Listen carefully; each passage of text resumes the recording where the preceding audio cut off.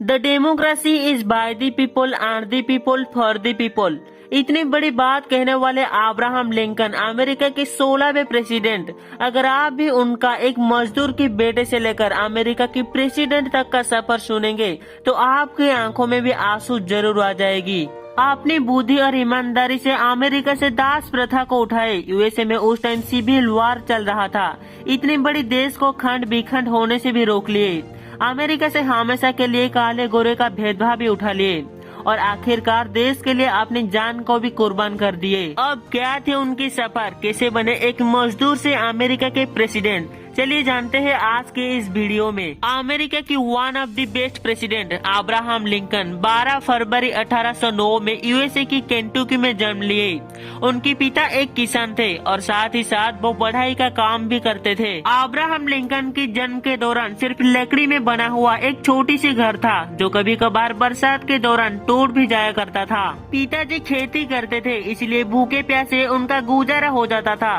क्योंकि आपको तो पता होगा, जो आदमी दूसरों को खिलाता है अक्सर वही हमेशा भूखा रह जाता है। जैसे कि इंडिया के फार्मर्स के रियलिटी को ही देख लो। इंडिया में लाखों ऐसे फार्मर्स हैं जो लोग लोन नहीं चुका पाने की वजह से पेस्टिसाइड पीकर सो गए ताकि परिवार के ऊपर से लोन का बोझ उठ पाए। फिलहाल इसके बारे में किसी और वीडियो में बात करेंगे। चलिए हमारी टॉपिक के ऊपर। अब्राहम लिंकन के पिता का नाम था थॉमस लिंकन और माता का नाम थी नैन्सी हैंक लिंकन। अब्राहम के अलावा उनकी एक बड़ी बहन भी थी जिनका नाम सारा था और एक छोटी भैया भी था, लेकिन बचपन में ही वो गुजर गया।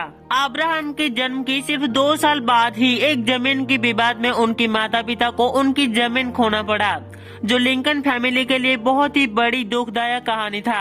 रहने के लिए अब्राहम की माता पिता 2 छोटे बच्चे को लेकर इधर उधर घूमते रहे। फिर वो लोग नॉब ग्रीक फार्म की एक जगह में शिफ्ट हो गए। वहाँ पर भी उन्होंने जमीन को खेती लायक बनाकर खेती करना शुरू किए थे, लेकिन वही बात फिर से दोहराना पड़ा। जमीन के विवाद के कारण उनको वो जमीन भी छोड़ना पड़ा। जिसके बाद लिंकन परिवार 1816 में इंडियाना की ओहियो नदी के किनारे में एक घने जंगल में अपने घर बसा लिए।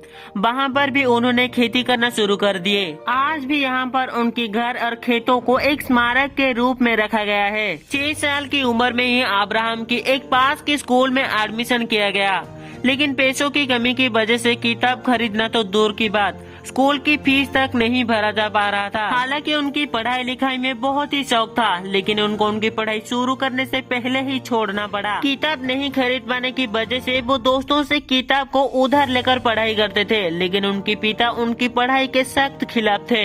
एक बार उन्होंने अपनी दोस्त से एक किताब को लाए थे और सही सलामत किताब को लौटाने की वादा भी किए थे, लेकिन उस रात भारी बरसात की वजह से उनके घर के अंदर पानी घुस गया और वो किताब गीला हो गया। अब किताब को लौटाना उनकी एक बहुत ही बड़ी जिम्मेदारी था, लेकिन किताब लौटाने की हासियत में नहीं था, जिसकी वजह से वो खुद एक मजदूर के काम किए और उनकी दोस्त को उनकी किताब के पैसे लौटा दिए। लेकिन दुख की गहराई छोटी होने के बदले और भी बड़ी हो गई। सिर्फ 9 साल की उम्र में ही उनको उनकी माता को खोना पड़ा। अब माँ की सारी जिम्मेदारी अब्राहम की बड़ी बहन सारा के ऊपर आ गई, जबकि सारा सिर्फ 11 साल की ही था। 1 साल बाद घर की परिस्थिति को देखकर थॉमस ने एक विधवा महिला से शादी कर ली, जिसका नाम था सारा बुश जॉनसन।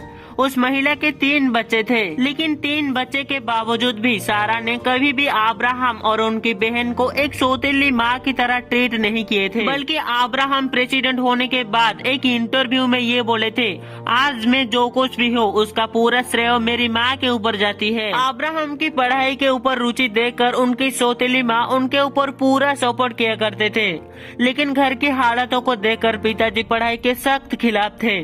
वो चाहते थे कि अब्राहम भी उनकी तरह मजदूरी करे। अब्राहम उनके पिता से पढ़ाई के काम भी सीखे थे और वो अपने हाथ से और पिताजी की मदद से एक छोटी सी बोट की तैयारी किए और नौका वाहक बनकर माल ट्रांसफर का काम किए और साथ ही साथ वो खेत में भी काम किया करते थे। जिंदगी में आगे बढ़ने के लिए कभी सही मौके का इंतजार नहीं किया जाता है, बल्कि सही मौके को बनाना पड़ता है। नौका वाहक के काम करते करते उनका एक दुकान में नौकरी लग गई और वही रहकर वो बिना किसी कॉलेज, बिना किसी यूनिवर्सिटी के सहारे लिए बगैर लॉ की पढ़ाई करना शुरू कर ली। इसी तरह दिन प्रतिदिन पढ़ाई के प्रति उनका मन लगती गई। लॉ की पढ़ाई के समय में उनको ये पता लगा कि नदी की दूसरी तरफ के गांव में एक रिटायर्ड जज रहते थे, जिनके पास लॉ की बहुत सारी किताबें थी। अब लिंकन ने ये सोच लिया कि वो उन जज से मिलेंगे और उनकी किताबों की कलेक्शन को खुद पढ़ने की रिक्वेस्ट करेंगे। उन दिनों बहुत ही बड़ी कड़ाके ठंड पड़ रही थी और नदी भी जगह जगह में बर्फ से ढका हुआ था, लेकिन लिंकन बिना कुछ सोचे समझे बर्फीले नदी में ही अपना नाव उतार दिए। बस थोड़ी दूर जाने के बाद उनकी नाव एक बर्फ से टकराकर टूट गया, लेकिन फिर भी लिंकन ने हार नहीं माने थे।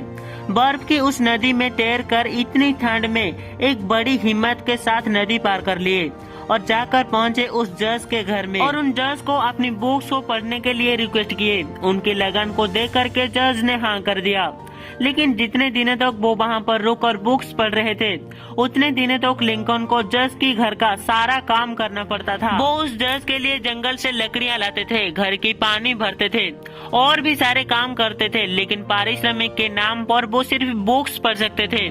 लेकिन लिंकन इससे भी बहुत खुश थे। कुछ दिनों बाद वो गांव में एक पोस्ट मास्टर बन गए और लोग धीरे धीरे अब्राहम को जानने लगे और इज्जत भी करने लगे। उस समय यूएस में दास प्रथा चल रहा था जो लिंकन को बिल्कुल ही पसंद नहीं था।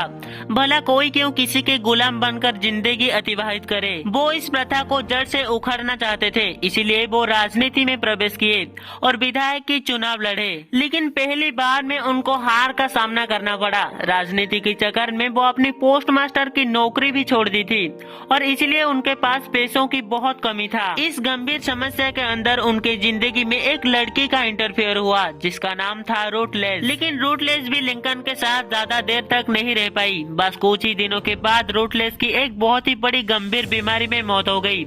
लिंकन रूटलेस को इतना प्यार करते थे कि घंटों घंटे तक हर दिन रूटलेस की कब्र के पास जाकर रोते थे। लिंकन के जिंदगी में जन्म से लेकर आज तक बुरा ही चलता आ रहा था। उस समय लिंकन के एक दोस्त बोलिन ग्रीन ने उनका मनोबल बढ़ाया। बोलिन ग्रीन के मदद से लिंकन फिर से विधायक का चुनाव लड़े, लेकिन इस बार वो जीत गए और धीरे धीरे लिंकन सारे युवाओं को अपनी ओर आकर्षित किए। लिंकन की इतनी बड़ी पॉपुलैरिटी की वजह से विधानसभा में भी उनकी बातों को महत्व रखा गया। इस दौरान अब्राहम को वकील बनने का लाइसेंस मिल गया और वो राजनीति छोड़कर वकालत करने लगे। कुछ दिन बाद उनकी मुलाकात एक मशहूर वकील ईस्टवार्ड से हुई। वो एक साथ काम करने लगे, लेकिन कुछ दिन बाद ईस्टवार्ड ने उनकी साथ छोड़ दी थी क्योंकि वो कभी भी गरीबों से पैसा नहीं लेते थे।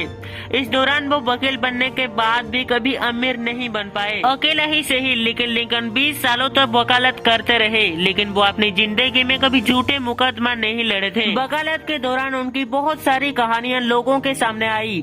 हर गरीब इंसान जिसको एक सही वकील की जरूरत होती है वो जाकर लिंकन से मिल लेती थी। एक दिन लिंकन और उनकी सहयोगी एक मानसिक रोगी महिला के लिए केस लड़ रहे थे, एक दबंग के खिलाफ जो उस रोगी महिला की जमीन को जबरदस्ती छीन ली थी, और लिंकन उस केस को जीतकर उस दबंग को सजा दिलवाई और उस मानसिक रोगी महिला इसमें बहुत खुश थी और केस की सारी फी लिंकन की सहयोगी के पास भर दिए।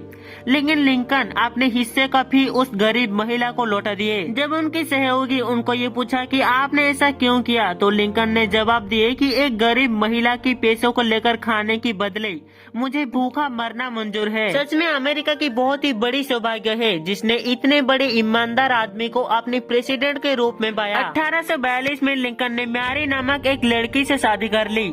मैरी ने एक के बाद एक 4 बच्चों को जन्म दिया, लेकिन लिंकन का दुर्भाग्य ये है कि 4 बच्चों में से सिर्फ एक ही बच्चा जिंदा रह पाया। लेकिन लिंकन के आंख में अब सिर्फ एक ही सपना था कि कैसे वो अमेरिका से दास प्रथा को हटाए, इसीलिए वो फिर से राजनीति ज्वाइन कर लिए। 1860 में लिंकन ने यूनाइटेड स्टेट ऑफ अमेरिका के प्रेसिडेंट के लिए चुनाव लड़े और आखिरकार अमेरिका की 16वें राष्ट्रपति बनकर अपनी जिंदगी का सबसे बड़ा सफलता हासिल किए। उस समय में अमेरिका 2 हिस्सों में बंटने वाला था क्योंकि उस टाइम अमेरिका में सिविल वॉर चल रहा था।